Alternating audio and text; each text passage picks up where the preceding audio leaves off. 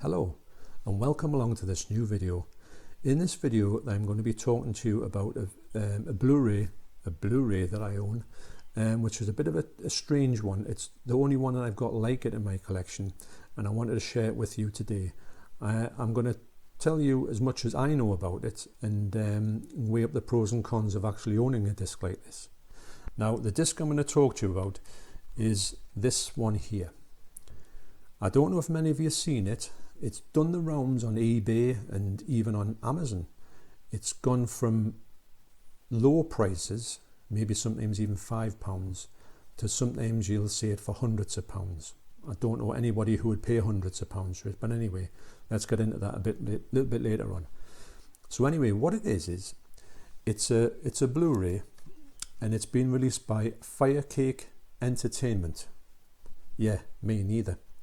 And it's region free, it's Dolby Digital, and it is also standard definition on a Blu-ray disc, and filmed or presented in 480i. Yeah, me neither. So what it says on the box is it's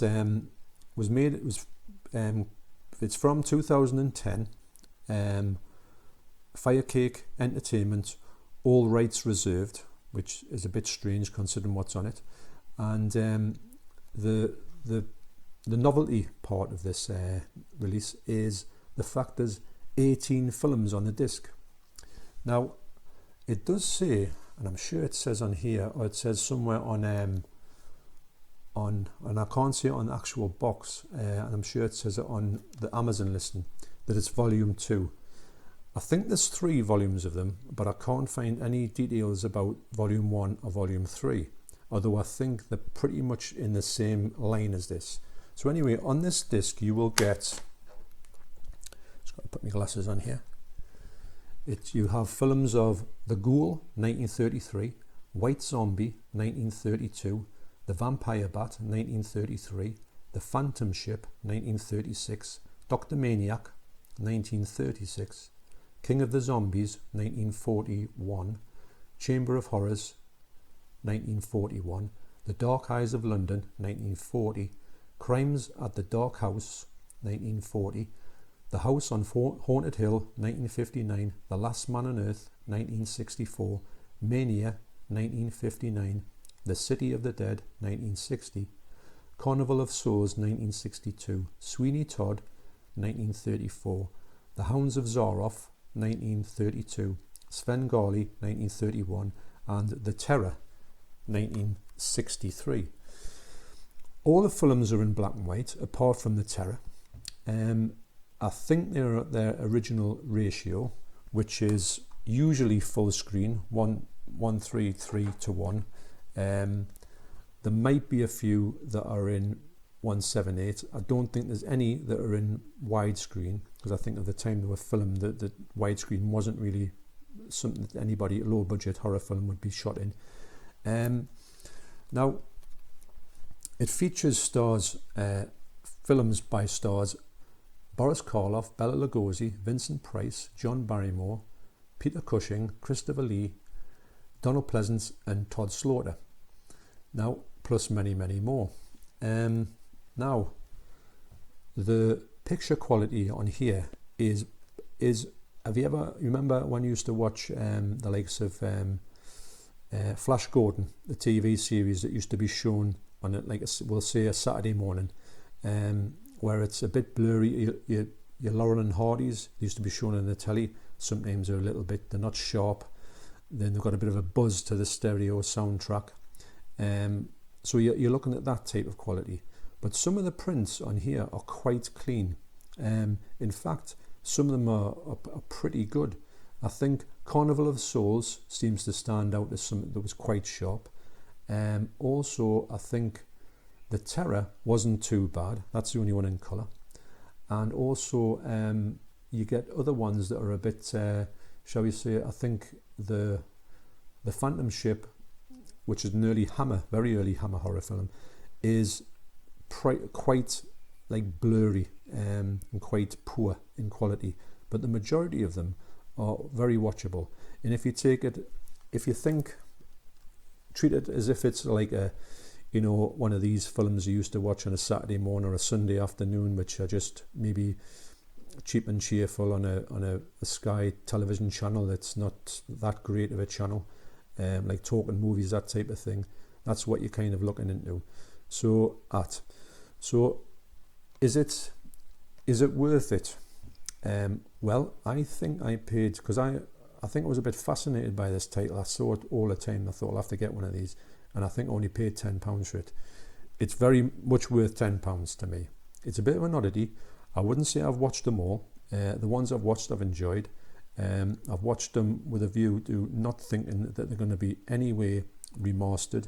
And some of these films have been, they're all supposed to be in public domain, but some of them have been released like properly by Arrow and people like that. City of the Dead, which is Horror Hotel.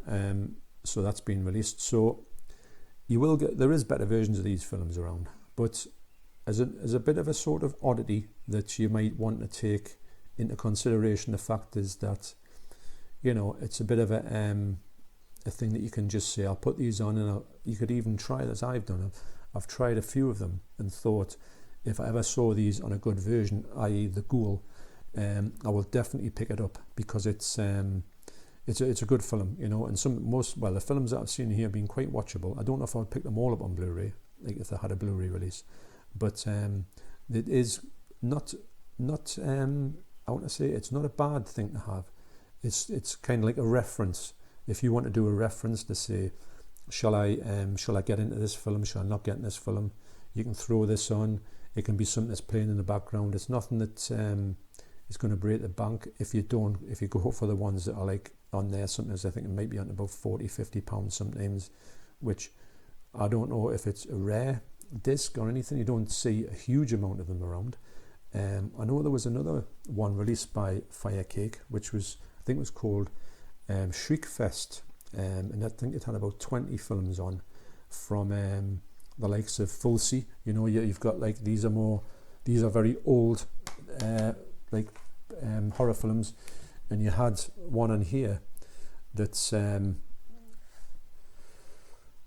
films that were on the other one, the Shriekfest, which I didn't get, and Shriekfest, which you can get, but you're still going to pay about £30-40 for it, which I can't imagine, if there's this many films on one disc, that would look any good. I mean, some of these films are only about an hour long, you know, so an hour and a half. There's not many long films on here. But in this other one, you get things like Don't Look in the Basement, The Blind Dead, Horror of the Zombies, Slave of the Cannibal God, City of the Dead, which might be the one on here, I doubt it though. Alien Contamination, Creepers, Deep Red. You get things like Satanic Rites of Dracula, which always used to be in the public domain until it was released recently by HMV. Driller Killer, Driving Massacre, which is a great film actually. Horror Express, another great film. House by the Cemetery. Night of the Living Dead. Night of the Living Dead was always in the public domain. Everybody knows about the rights issues with that, which was quite frankly mind-bending. Pieces and Tenebrae. So for that, if it is on one disc, I can't understand how you'll get anything near quality that was watchable. But it does exist, it is out there.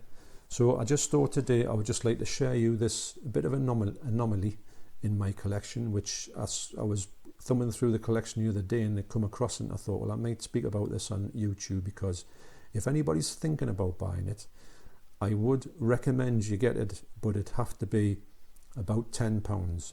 Don't break the bank for it, because the films on it are of a low standard but very watchable.